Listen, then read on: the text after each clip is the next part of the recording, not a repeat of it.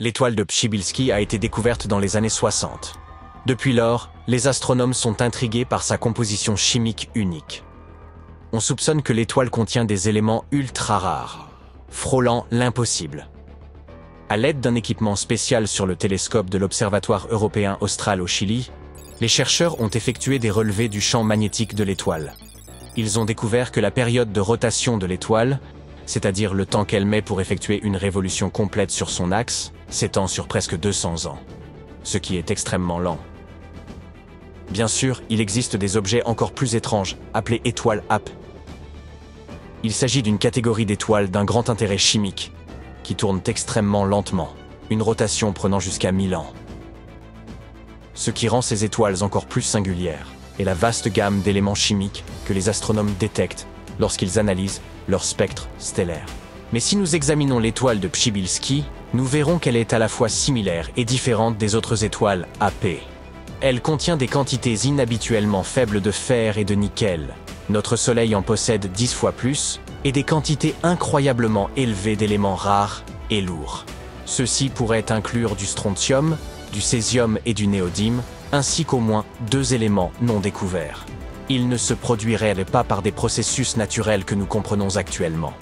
Il existe une hypothèse selon laquelle la présence de ces éléments lourds pourrait être causée par un compagnon invisible d'une étoile, comme une étoile à neutrons. Certaines personnes vont jusqu'à dire qu'une composition chimique aussi incroyable pourrait être un signe de technosignature extraterrestre.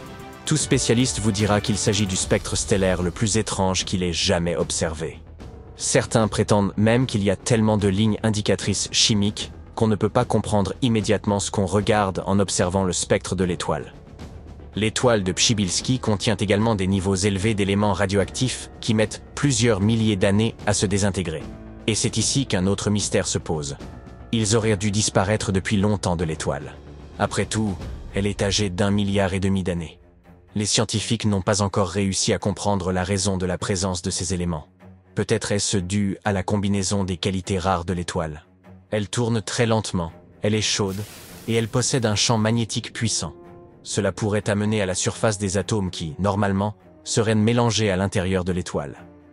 Il existe une autre théorie qui explique la présence de ces éléments radioactifs.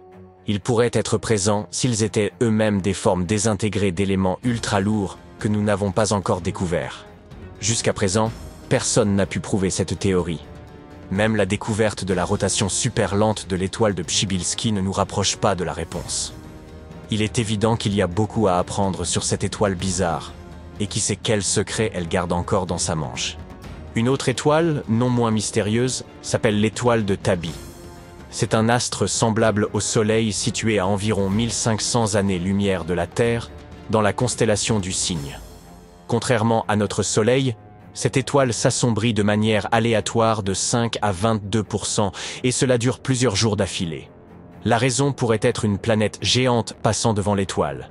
Mais dans ce cas, les éclipses seraient plus régulières et non si aléatoires. Et s'il s'agissait d'une planète de la taille de Jupiter, elle devrait également bloquer environ 1% de la lumière de l'étoile, ce qui la rendrait unique et différente de tout ce que nous connaissons. Après que l'astronome américaine Tabitha Tabi S. Boyajian a découvert les fluctuations massives et irrégulières de l'étoile en 2015, d'autres observations ont suivi. Elles ont montré que la luminosité globale de l'étoile diminue progressivement au fil des années.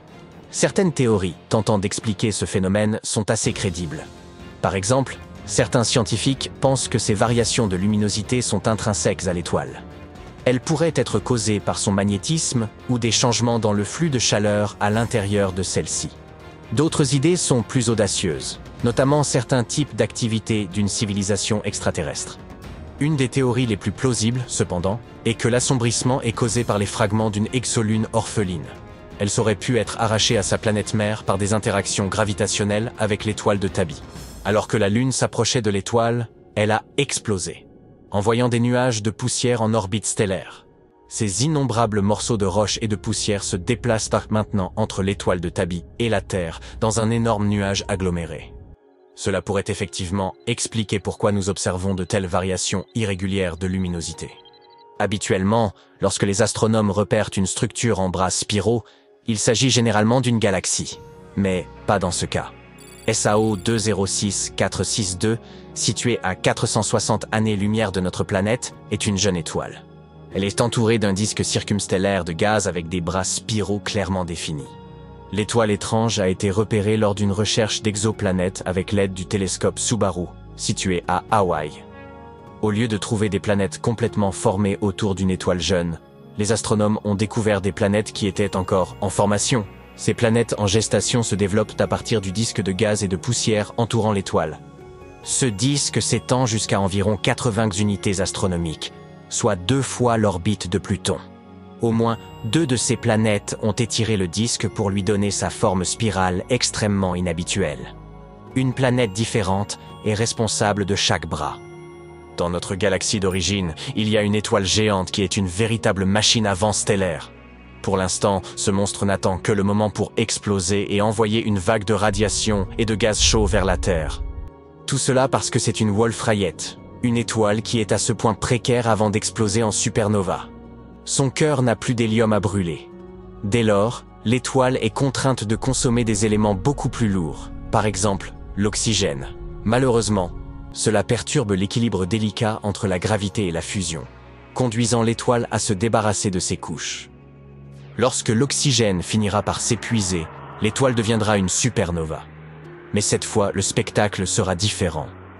En effet, WR104 fait partie d'un couple binaire, ce qui signifie que 2 étoiles s'alimentent mutuellement, accélérant ainsi leur vent stellaire. Cela continuera jusqu'à ce qu'elles commencent à tourner à une vitesse incroyablement rapide. L'explosion potentielle va-t-elle nuire à la Terre? D'une part, nous sommes suffisamment éloignés pour qu'une supernova dirigée ne puisse pas endommager notre planète. En même temps, il y a une menace d'un sursaut gamma extrêmement dangereux. Heureusement pour nous, il faut un enchaînement d'événements très spécifiques et peu probables pour qu'une étoile Wolf-Rayet produise un sursaut gamma. De plus, même si cela se produit, l'étoile pourrait être suffisamment orientée pour que le danger nous évite. Quoi qu'il en soit, les astronomes continuent d'observer l'étoile, au cas où. Une étoile située dans la constellation du Centaure cache un secret que peu de gens connaissent. À première vue, elle ressemble à une naine blanche peu lumineuse. Mais lorsque les astronomes l'ont analysée, elle s'est révélée incroyablement dense. Imaginez la masse du Soleil comprimée dans un objet qui ne fait qu'un tiers du diamètre de la Terre. Cette merveille de l'espace est également plutôt froide. Sa température centrale n'est que de 6600 degrés Celsius. Pour comparaison, la température centrale du Soleil est d'environ 15 millions de degrés Celsius. À de telles températures basses, les étoiles commencent à vibrer. Et ensuite, les scientifiques peuvent utiliser ces vibrations pour regarder à l'intérieur d'une étoile. Et dans le cas de l'étoile en question, qui fut plus tard nommée Lucie, ils ont découvert que son noyau de carbone s'était cristallisé. En d'autres termes, il a formé un diamant géant de 10 milliards de milliers de milliards de carats. Depuis la découverte de Lucie, quelques autres étoiles cristallisées ont été repérées.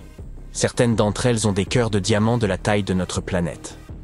L'étoile bizarre finale pour aujourd'hui s'appelle Vega, et elle est aplatie. La taille renflée de l'étoile est causée par une vitesse de rotation extrêmement élevée.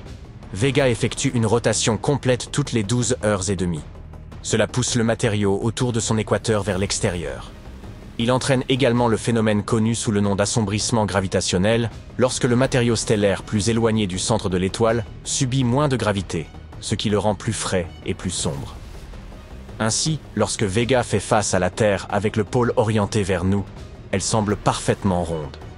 Mais le halo sombre autour de son centre est un signe révélateur de la forme aplatie de Vega.